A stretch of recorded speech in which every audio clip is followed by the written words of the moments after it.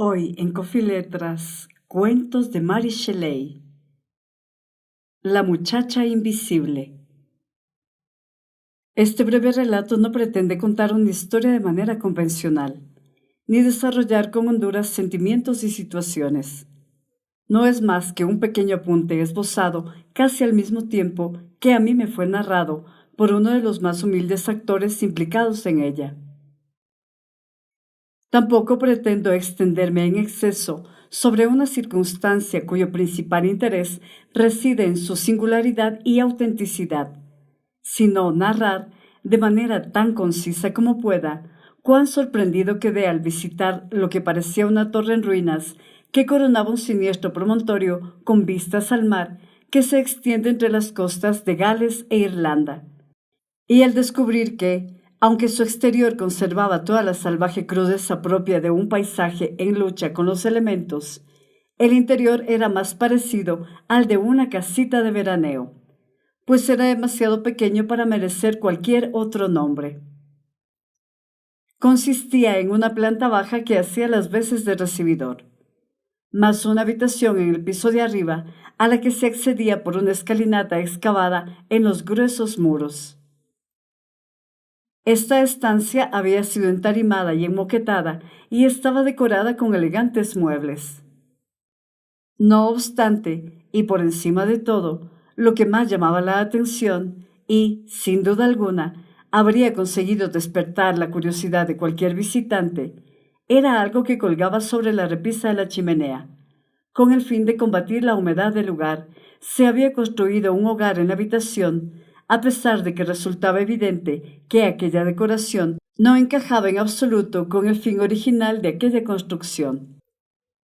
Se trataba de un retrato pintado a la acuarela que, más que cualquier otro adorno de la estancia, parecía estar en lucha con la tosquedad del edificio, la soledad del lugar donde había sido erigido y la desolación del paisaje que lo circundaba.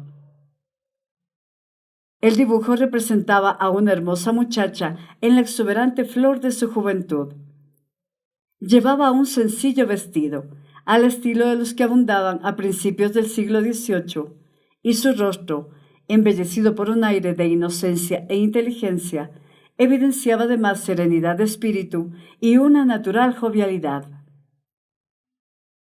Leía uno de esos folletines románticos que desde hace mucho tiempo hacen las delicias de los más jóvenes y apasionados. A sus pies había una mandolina, y su periquito estaba posado en el borde de un enorme espejo azulado. La disposición de los muebles y los tapices revelaba el lujo del escenario que la rodeaba, y lo informal de su atuendo, al encontrarse ella en la privacidad del hogar, a pesar de lo que lucía con naturalidad y cierta coquetería, como si desease agradar. En el marco, bajo el retrato, podía leerse una inscripción: La muchacha invisible. Mientras deambulaba por la campiña casi desierta, extraviado y sorprendido por un fuerte aguacero, me había topado con tan lúgubre morada que parecía balancearse bajo la lluvia después de haber sido allí plantada como símbolo de la más pura desolación. A pesar de que la tormenta había arreciado, detuve mis pasos y contemplé melancólicamente la torre, mientras maldecía en silencio la suerte que me había llevado hasta aquella ruina en la que ni siquiera iba a poder cobijarme. Fue entonces cuando una anciana asomó la cabeza en una especie de aspillera, abierta en medio del muro, durante un instante, para volver a ocultarse tan rápido como había aparecido. Un minuto después, una voz femenina me llamó desde dentro y, tras recorrer un pequeño laberinto de arbustos que ocultaba una portilla en la que yo no había reparado hasta ese momento, tan habilidoso había sido el jardinero a la hora de ligar arte y naturaleza, me encontré con la buena señora, que me aguardaba de pie en el umbral y me invitó a refugiarme en el interior. Acababa de salir de nuestro nidito para ocuparme de las criaturas, como cada día, dijo ella, cuando empezó a llover. ¿Querrá usted subir hasta que pare? Yo estaba a punto de comentar que, con la que estaba cayendo, Cualquier nido sería mejor que una torre en ruinas, y de preguntarle a mi amable anfitriona si las criaturas de las que iba a ocuparse eran palomas o cuervos, cuando la estera que cubría el suelo y la alfombra de la escalera captaron mi atención. Más sorprendido aún me quedé al descubrir la habitación de arriba. Mas, por encima de todo, fue el retrato del que ya he hablado y su singular inscripción, que calificaba de invisible a quien el pintor había representado de forma tan agradable y colorista, lo que despertó de modo más vivo mi curiosidad. El resultado de todo esto, quizá propiciado por mi exagerada cordialidad hacia la anciana señora, amén de su natural verbosidad, fue una especie de relato confuso y caótico, que mi imaginación completó y ulteriores pesquisas lograron rectificar hasta darle la siguiente forma. Algunos años antes, una tarde de un día de septiembre que, a pesar de ser tolerablemente agradable, presagiaba una noche tempestuosa, un caballero llegó a un pequeño pueblo costero, a unos 15 kilómetros de este lugar, y manifestó su deseo de alquilar una embarcación para llegar a la localidad de, situada a unas 15 millas de la costa. Las amenazas que el cielo anunciaba hicieron que los pescadores rehusaran unirse a la aventura, hasta que al final fueron dos. Uno de ellos, el padre de una familia numerosa, seducido por la sustanciosa recompensa prometida por el forastero; el otro, el hijo de mi anfitriona, animado por su natural atrevimiento juvenil, quienes acordaron ayudarle en su viaje. El viento era favorable, por lo que esperaban haber realizado la mayor parte de la travesía antes del anochecer para llegar a puerto previamente a que estallara la tormenta. Partieron con buen humor, al menos los pescadores. En cuanto al desconocido, el riguroso luto que vestía no era ni la mitad de negro que la melancolía que a todas luces aplastaba su ánimo. Parecía que no hubiera sonreído en la vida, como si algún indescriptible pensamiento, oscuro como la noche y amargo como la muerte, hubiera anidado en su pecho para empollar allí eternamente. Él había evitado mencionar su nombre, pero uno de los aldeanos lo reconoció como Henry Vernon, el hijo del baronet, que poseía una mansión a unos 5 kilómetros del pueblo al que se dirigían. La mansión había sido prácticamente abandonada por la familia, aunque Henry, en un arrebato romántico, la había visitado 3 años antes, y el mismo Sir Peter había residido en ella durante 2 meses la pasada primavera. El bote no consiguió avanzar tanto como habían esperado, pues la brisa cesó en cuanto se adentraron en alta mar, por lo que se vieron obligados a remar sin retirar el velamen para alcanzar un promontorio que se alzaba entre ellos y el lugar al que se dirigían. Aún estaban muy lejos cuando el voluble viento cobró fuerza y comenzó a soplar en violentas e imprevisibles ráfagas. La negra noche cayó sobre ellos, y las rugientes olas se elevaban y rompían con temible violencia, amenazando con volcar la pequeña embarcación que osaba desafiar su furia.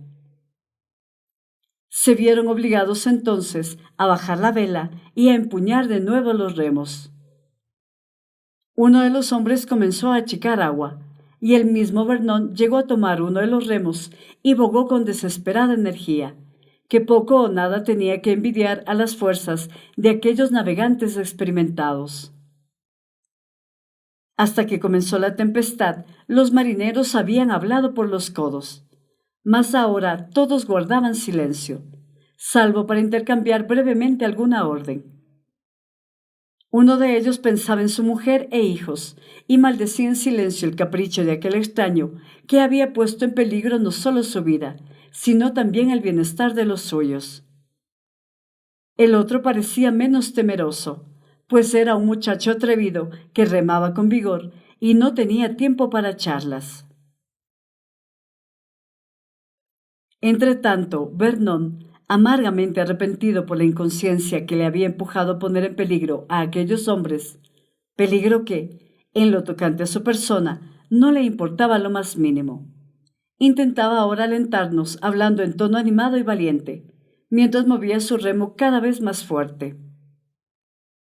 El único que no parecía demasiado concentrado en su tarea era el hombre que achicaba el agua.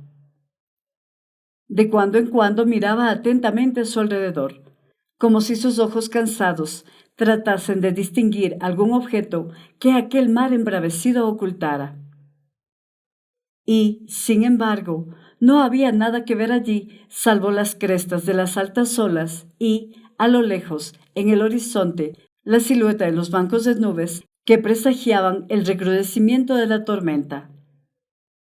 Finalmente exclamó: «¡Sí, lo veo! ¡Por favor! ¡Ahora sí!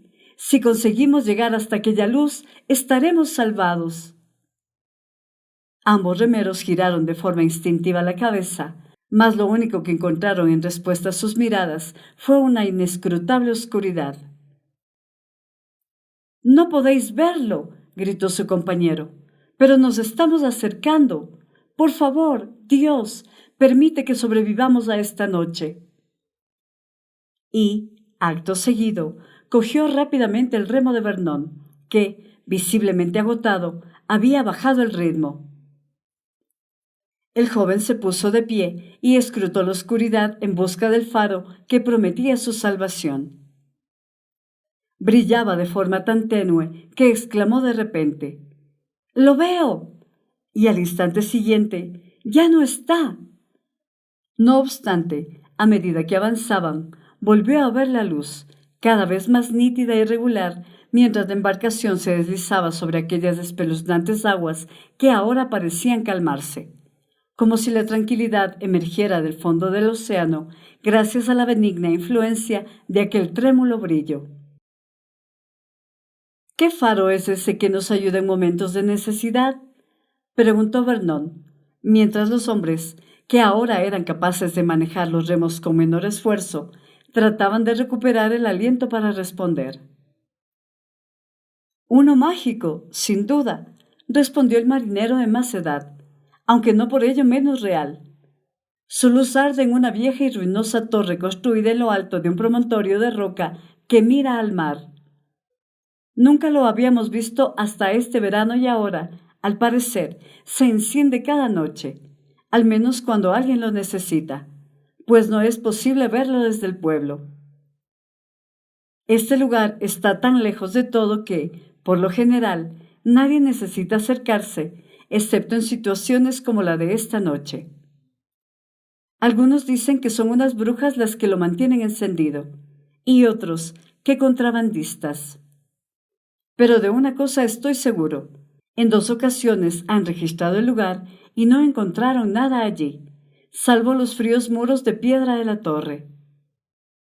Por el día el lugar está desierto y durante la noche sumido en la más profunda oscuridad, pues ni una luz vimos mientras estuvimos allí, mas brillaba con viveza cuando de nuevo nos hicimos a la mar.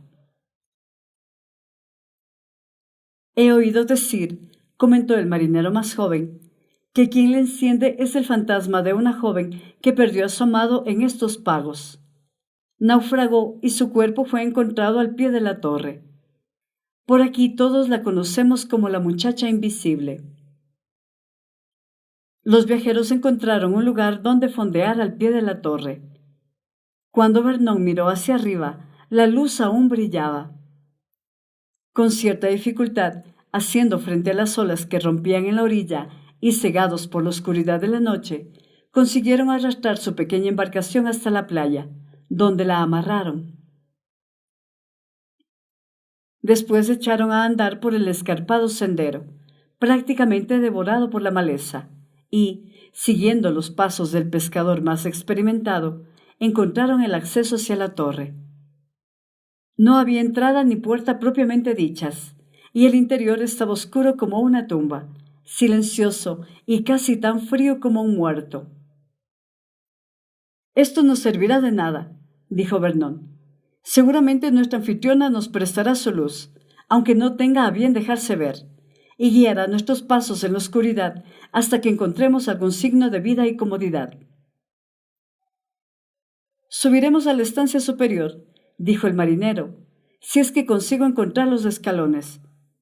Mas no encontraréis ni rastro de la muchacha invisible, ni tampoco de su luz, os lo garantizo. Una aventura en verdad romántica y de lo más desagradable, murmuró Vernon, mientras trastabillaba sobre el terreno irregular. La mujer que se ocupa del faro ha de ser vieja y fea, de lo contrario, no sería tan picajosa y poco hospitalaria. Con considerable dificultad y tras varios golpes y tropiezos, los aventureros por fin lograron llegar a la parte superior de la torre. Pero allí no había nada, de modo que se conformaron con tumbarse en el duro suelo y, rendidos por el cansancio, tanto físico como mental, se sumieron en un plácido sueño. Los marineros durmieron profundamente. Vernon, sin embargo, no logró descansar más de 1 hora, de modo que, convencido de que no lograría conciliar el sueño en aquel incómodo e improvisado lecho, hizo lo posible por desperezarse. Se levantó y se asomó al agujero del muro que hacía las veces de ventana, pues cristal no tenía. Dado que no había ni siquiera un tosco banco, apoyó la espalda en la aspillera, como si fuera el único lugar de reposo que pudo encontrar. Se había olvidado del peligro, del misterioso faro y de su invisible guardián, y sus pensamientos zozobraban ahora en los horrores de su propio destino, en la indecible desgracia que, cual negra pesadilla, reposaba sobre su corazón. Haría falta un grueso volumen para relatar aquí las causas que convirtieron al otrora feliz Vernon en el alma plañidera que ahora vestía la parafernalia de luto como símbolo visible de su desdicha interior. Henry era el único hijo de Sir Peter Vernon, tan consentido por la idolatría de su padre como el violento y tiránico temperamento del viejo baronet pudo permitir. En su hogar, no obstante, también se había criado una joven huérfana a quien trataban con la misma benevolencia y generosidad, aunque viviera presa del profundo temor que en ella suscitaba la autoridad del viudo Sir Peter. Estos 2 niños eran todo lo que el viejo poseía, tanto a la hora de ejercer su poder como de expresar sus afectos. Rosina era una niña de carácter alegre, algo tímida, siempre alerta para no disgustar a su protector, mas tan dócil, amable y afectuosa, que era incluso menos consciente que Henry del contradictorio carácter de su progenitor. Historias como la suya han sido contadas ya en numerosas ocasiones. Fueron compañeros de juego y aliados durante la infancia y amantes después. Rosina temblaba tan solo de imaginar que Sir Peter pudiera censurar su amor secreto y los votos que habían intercambiado. No obstante, en ocasiones se consolaba pensando que quizá estaba destinada a ser la novia de Henry y que habían sido criados juntos bajo el designio de su futura unión. Aunque sabía que no era ese el caso, Henry había decidido esperar hasta alcanzar la edad en que pudiera declararse y llevar a cabo su deseo de casarse con la dulce Rosina. Entretanto, ponía buen cuidado en evitar que sus intenciones fueran descubiertas de forma prematura, con el fin de salvaguardar a su amada de cualquier insulto y persecución. El anciano caballero vivía convenientemente ciego a lo que sucedía a su alrededor, pues residía de forma permanente en el campo, de modo que los amantes pasaban la vida juntos sin que nadie los controlara ni los reprendiera en modo alguno. Bastaba con que Rosina tocara su mandolina y cantara para Sir Peter cada día hasta que se quedaba dormido después de la cena. Era la única mujer de la casa por encima del rango de sirviente, por lo que podía disponer de su tiempo como quisiera. Incluso cuando Sir Peter encontraba motivos para fruncir el ceño, sus inocentes caricias y su dulce voz eran lo bastante poderosas para suavizar su hosco temperamento. Si alguna vez el alma humana ha gozado del paraíso terrenal, la de Rosina, sin duda, lo hizo en esos tiempos. La constante cercanía de Henry avivaba el puro amor que por él sentía, y la seguridad con que ambos miraban el futuro abría ante ellos un amplio camino de rosas bajo un cielo despejado. La presencia de Sir Peter suponía tan solo un pequeño contratiempo que hacía aún más delicioso su tete-a-tete e intensificaba la solidaridad que entre ambos había. Pero, de repente, un ominoso personaje se presentó en Bernard Place, encarnado en la hermana viuda de Sir Peter, quien, tras haber acabado con su marido y sus hijos por obra y gracia de su vil carácter, apareció en sus vidas cual arpía ansiosa de una nueva presa. Poco tardó en descubrir el afecto de la confiada pareja, y enseguida compartió el hallazgo con su hermano, conteniendo y exacerbando su ira al mismo tiempo. Gracias a sus maquinaciones, Henry fue repentinamente enviado al extranjero para que ella pudiera acosar a Rosina sin ninguna restricción. Entonces, el más rico de los muchos admiradores de la hermosa muchacha, un hombre al que, bajo el reinado de Sir Peter, ella había recibido permiso, incluso orden expresa, de rechazar, tan deseoso estaba el anciano de mantenerla bajo sus alas. Resultó elegido entre todos los pretendientes, y la joven fue obligada a casarse con él. Las violentas escenas a las que ahora se veía expuesta, las encarnizadas burlas de la odiosa señora Bainbridge y la descontrolada furia de Sir Peter le resultaban tanto más abrumadoras por su novedad. A todo ello tan solo podía responder con su silente y llorosa, aunque inmutable, determinación de perseverar en sus propósitos. Ni las amenazas, ni los arrebatos de ira eran capaces de arrancarle más que una emotiva oración rogándoles que no la odiaran, pues no les iba a obedecer. «Ha de haber algo en todo esto que no hemos conseguido ver», dijo la señora Bainbridge. «Hazme caso, hermano. Ella se escribe en secreto con Henry. Trasladémonos con ella a tu residencia de Gales, donde no contará con el apoyo y la colaboración de los sirvientes, que, sin duda, aquí le ayudan, y veremos entonces si nos cede su espíritu ante nuestros propósitos». Sir Peter transigió, y los tres se instalaron en la solitaria y lúgubre casa que antes dije que formaba parte del patrimonio de la familia. Allí el sufrimiento de la pobre Rosina se volvió insoportable. Anteriormente, rodeada de escenarios y rostros conocidos, no había perdido la esperanza de llegar a vencer, a base de paciencia, la crueldad de sus acosadores. Tampoco había escrito a Henry, porque sus parientes no habían mencionado su nombre, y no se había hecho alusión alguna al compromiso. Por otra parte, ella sentía el deseo instintivo de huir de los peligros que la rodeaban sin que él se preocupara y sin tener que desvelar el sagrado secreto de su amor, evitando así que fuera mancillado por los vulgares insultos de su tía y las enconadas maldiciones de su padre. Al llegar a Gales, sin embargo, convertida en una prisionera en su propio cuarto, por cuya ventana contemplaba las rocosas montañas que se alzaban alrededor, como si imitaran los insensibles corazones a los que se veía obligada a enfrentarse, empezó a faltarle coraje. Estás escuchando Coffee Letras con Eva Grijalva. El único sirviente que tenía permiso para acercarse a ella era la doncella de la señora Bainbridge, y, bajo la tutela de su demoníaca ama, esta mujer fue utilizada como señuelo para ganarse la confianza de la pobre prisionera antes de traicionarla. El sencillo y bondadoso corazón de Rosina fue presa fácil, y finalmente, movida por la desesperación, escribió a Henry y le entregó la carta a la mujer para que la enviara.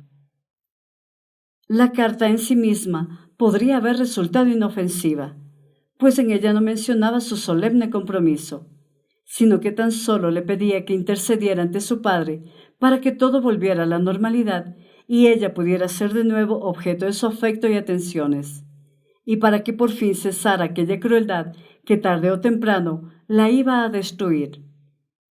«Pues es posible que muera», había escrito la desdichada joven, «mas casarme con otro, jamás».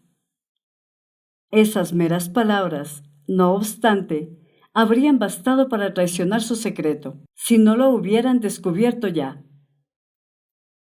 Sir Peter se puso furioso cuando su hermana se lo contó con aire triunfal, pues huelga decir que, estando la tinta todavía húmeda y el lacre aún caliente, la carta de Rosina ya estaba en el poder de la dama. La culpable fue convocada a su presencia. Lo que después aconteció nadie lo sabe. Por el bien de sus intereses, los crueles hermanos trataron de obrar con contención. Hubo gritos, y el débil murmullo del tono de Rosina se perdió entre los aullidos de Sir Peter y los rabiosos gruñidos de su hermana. «Tendrás que marcharte», rugió el anciano, «pues bajo mi techo no pasarás ni una noche más». Todo tipo de improperios, que la pobre chiquilla jamás había oído, fueron escuchados también por la servidumbre, y a cada furiosa retahíla del baronet le seguía un nuevo y envenenado dardo de la señora Brandbridge. Más muerta que viva, Rosina por fin recibió permiso para retirarse.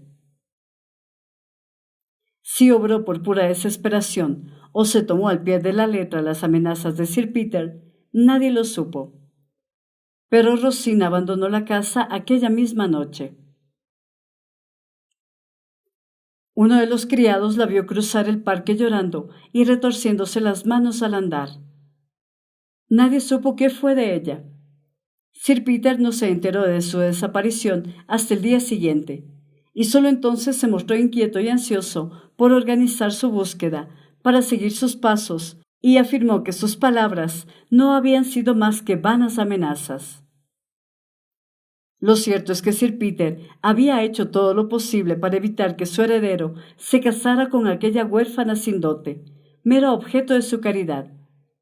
Sin embargo, en el fondo de su corazón amaba a Rosina, y la mitad de la violencia que contra ella había dirigido era fruto del odio que sentía hacia sí mismo por la mezquindad con que la trataba. Ahora el remordimiento comenzaba a hacer mella en él, mientras un mensajero tras otro regresaba sin traer noticias sobre el paradero de su víctima. El anciano se resistía a aceptar sus peores temores y, cuando su cruel hermana, en un intento por endurecer aún más su conciencia con furiosas palabras, gritó: «La vil libertina, sin duda, se habrá quitado de en medio para vengarse de nosotros». Un terrible juramento y una mirada que le hicieron temblar lograron que al fin se callara. Su conjetura, no obstante, parecía cierta. El arroyo de oscuro y caudaloso caudal que discurría en un extremo del parque, sin duda, había acogido en sus aguas la primorosa figura de la desdichada joven, poniendo fin a su vida. Cuando todos sus esfuerzos por encontrarla resultaron infructuosos, Sir Peter regresó a la ciudad obsesionado por la imagen de su víctima y se vio obligado a reconocer que con gusto habría dado su vida por volver a verla, aunque solo fuera para convertirla en la esposa de su hijo. El hijo ante cuyo interrogatorio el anciano se mostró tan amedrentado como el mayor de los cobardes. Pues, en cuanto supo que Rosina había muerto, Henry regresó inmediatamente del extranjero para averiguar qué había sucedido. Visitó su tumba y lloró su pérdida por todos los prados y valles que habían constituido el escenario de su felicidad. Hizo un millar de preguntas, pero solo obtuvo como respuesta un ominoso silencio. Cada vez más ansioso e indignado, finalmente interrogó a los sirvientes y subordinados y a su odiosa tía, y supo la terrible verdad. Desde aquel instante, la desesperación se apoderó de su corazón, y la más profunda aflicción llenó por completo sus días. Decidió alejarse de su padre y, cada vez que recordaba que la persona a la que debería reverenciar era culpable de tan horrible crimen, se sentía maldito, como los hombres cuyas almas atormentaban las antiguas Euménides. Su único deseo era viajar a Gales, para averiguar si se había descubierto algo más o si sería posible recuperar los restos mortales de la desaparecida Rosina, para satisfacer así, al menos en parte, los mudos anhelos de su miserable corazón.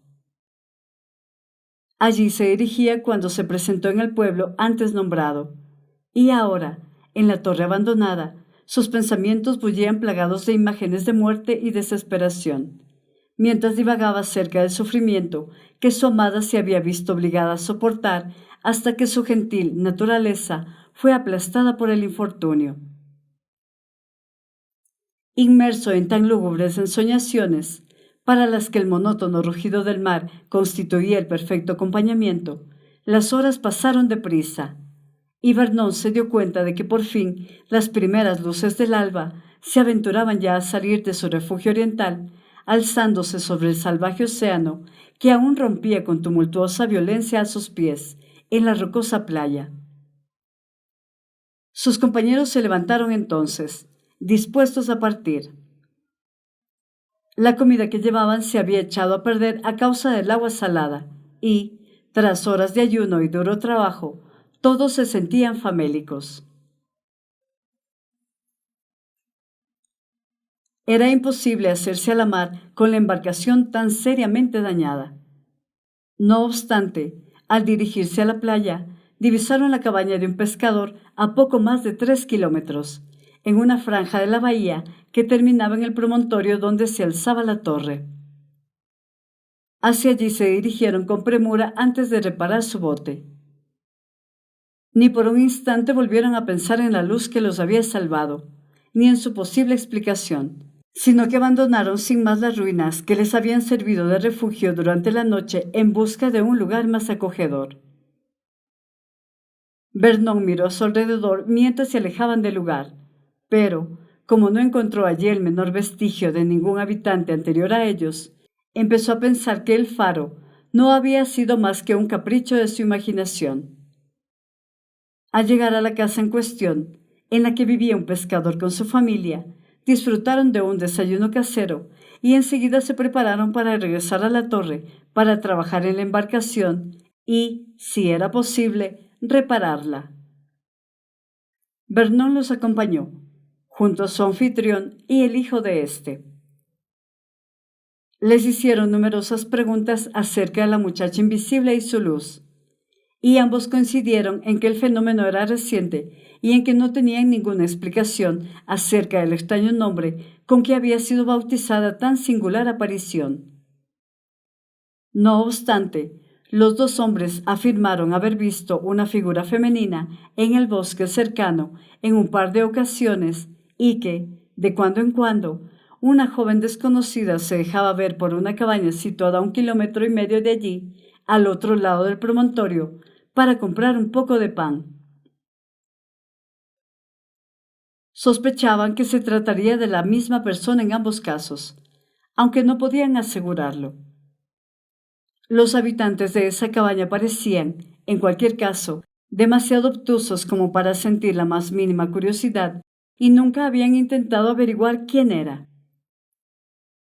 Los marineros pasaron el resto del día reparando el bote, y el golpeteo de los mazos y las voces de los hombres trabajando resonaban a lo largo de la costa, amortiguados en todo momento por el rumor de las olas rompientes. No era el momento idóneo para buscar a alguien que, bien fuera humano o sobrenatural, no parecía tener el menor interés en relacionarse con ningún ser vivo. No obstante, Vernon regresó a la torre y buscó por todos los rincones, mas fue en vano. En las lúgubres y deslucidas paredes no había señal alguna de que aquel lugar hubiera sido utilizado como refugio mucho tiempo, e incluso un minúsculo hueco en el muro de la escalera, en el que no había reparado hasta entonces, estaba igualmente vacío y desolado. Tras abandonar la torre, merodeó por el pinar que se extendía en sus inmediaciones y, renunciando finalmente a resolver el misterio, comenzaba a sentirse atribulado por pensamientos que lo afectaban más profundamente cuando, de repente, a sus pies, descubrió una zapatilla. Posiblemente desde Cenicienta no se había visto una zapatilla tan pequeña. De haber podido hablar, habría contado sin duda una historia de elegancia, belleza y juventud. Vernon la recogió del suelo. Siempre había admirado los pies singularmente pequeños de Rosina, y no pudo evitar pensar en un primer momento si aquella diminuta zapatilla le habría servido. ¡Qué extraño era aquello! Debía de pertenecer a la muchacha invisible. Entonces, ¿existía algún ser de mágica naturaleza que se encargaba de encender aquella luz?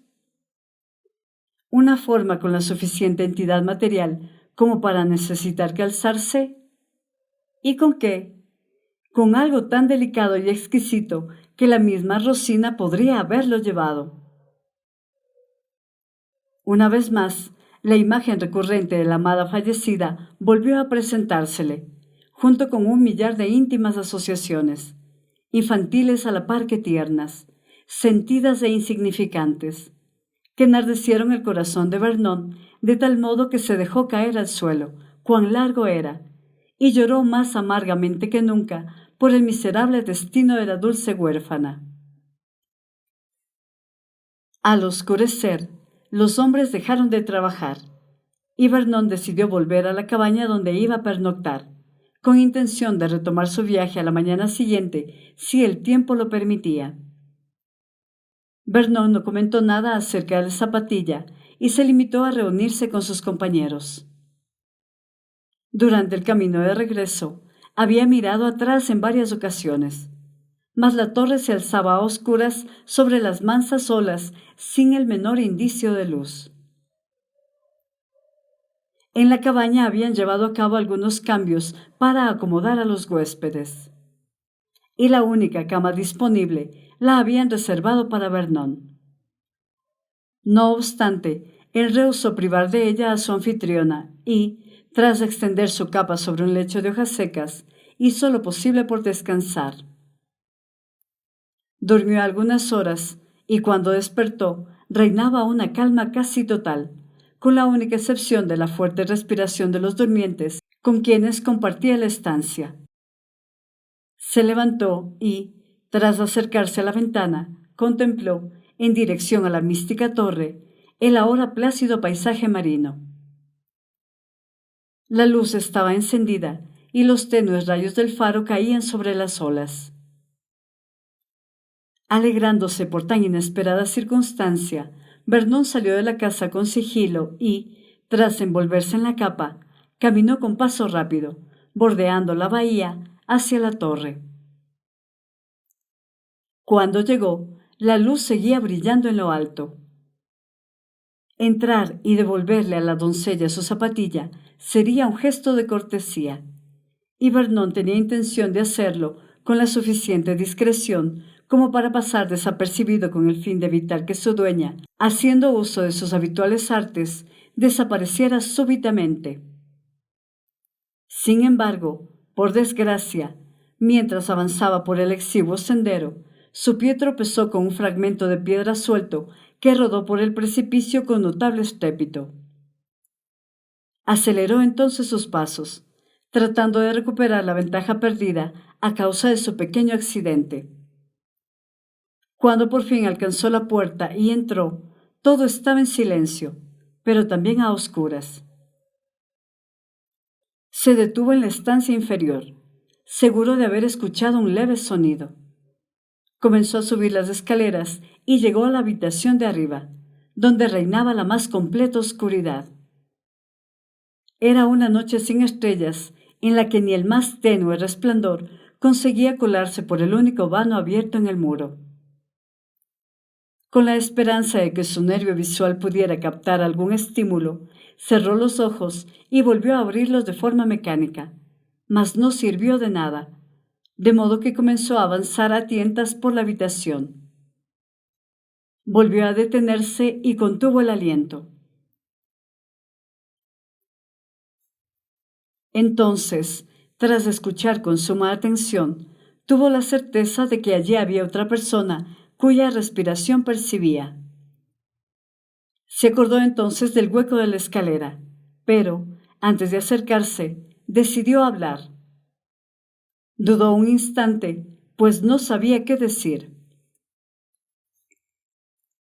Quiero creer, dijo, que únicamente la desgracia ha de ser la causa de su aislamiento.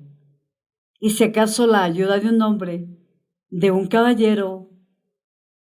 Una exclamación interrumpió sus palabras, y una voz de ultratumba pronunció su nombre, con el inconfundible acento de Rosina. —¡Henry! ¿De veras es a Henry a quien oigo? Él se precipitó hacia adelante, hacia la voz, y estrechó entre sus brazos la forma viviente de su muchacha perdida, de mi muchacha invisible, dijo, pues ni siquiera entonces, mientras sentía el corazón de ella latiendo cerca del suyo, y con un brazo rodeaba su cintura, sosteniéndola como si de un momento a otro pudiera caerse al suelo de pura turbación, había logrado verla. Puesto que a causa de sus sollozos la muchacha era incapaz de articular palabra, fue solo el instinto que llenaba su corazón de tumultuosa alegría. Le dijo que la delicada y consumida silueta que con tanta ternura estrechaba entre sus brazos era la sombra viviente de la hermosa Eve a la que había adorado. Al amanecer, la pareja, que de manera tan insólita se había reencontrado, navegaba con viento favorable hacia L, desde donde continuaría hacia la residencia de Sir Peter, que 3 meses antes Rosina había abandonado, presa de un agónico terror. La luz de la mañana había disipado por fin las sombras que hasta entonces la envolvían, dejando a la vista el hermoso ser de la muchacha invisible. Era innegable que el sufrimiento y la aflicción habían hecho mella en la joven, mas la misma dulce sonrisa seguía iluminando su rostro y la delicada luz de sus tiernos ojos azules era la que él siempre había conocido. Vernon le mostró la zapatilla y le explicó la razón por la que había decidido descubrir al guardián del misterioso faro, aunque ni siquiera entonces se atrevió a preguntarle cómo había logrado sobrevivir en aquel desolado lugar o por qué se había escondido en vez de empezar a buscarle de inmediato a él, bajo cuyos cuidados y amorosa protección no habría tenido nada que temer. No obstante, mientras así hablaba, Rosina se fue desligando lentamente de su abrazo, y una mortal palidez se apoderó de sus mejillas al susurrar con debilidad: «Las maldiciones de tu padre, las terribles amenazas de tu padre». Y, en efecto, parecía que la violencia de Sir Peter y la crueldad de la señora Bainbridge habían conseguido impresionar a Rosina, embargándola de un incontrolable terror visceral. Había huido de su casa sin pararse a pensar y sin plan alguno. Arrastrada por un frenético horror y un miedo abrumador, se había marchado sin apenas dinero y, desde su punto de vista, sin la menor esperanza de regresar y sin motivos para seguir adelante. No tenía ningún amigo en el mundo excepto Henry. ¿A dónde podía ir? Decidirse a buscar a Henry habría sellado para ambos el destino más desgraciado, pues, con un juramento, Sir Peter había declarado que, antes que casado, prefería verlos a ambos en sus respectivos ataúdes. Tras vagabundear sin rumbo, escondiéndose durante el día y aventurándose a salir únicamente al caer la noche, había encontrado la torre abandonada, que había considerado un buen refugio. No era fácil explicar cómo había vivido desde entonces. Durante el día merodeaba por el bosque o dormía en la cámara de la torre. Un improvisado asilo que parecía que nadie frecuentaba ni había descubierto. Y por la noche quemaba piñas que recogía en el bosque. La noche era su momento predilecto, pues con la oscuridad tenía la sensación de estar a salvo. No sabía que Sir Peter había abandonado aquella región del país y la aterraba pensar que él pudiera llegar a descubrir su paradero. Su única esperanza era que Henry regresara, que Henry no descansara jamás hasta encontrarla.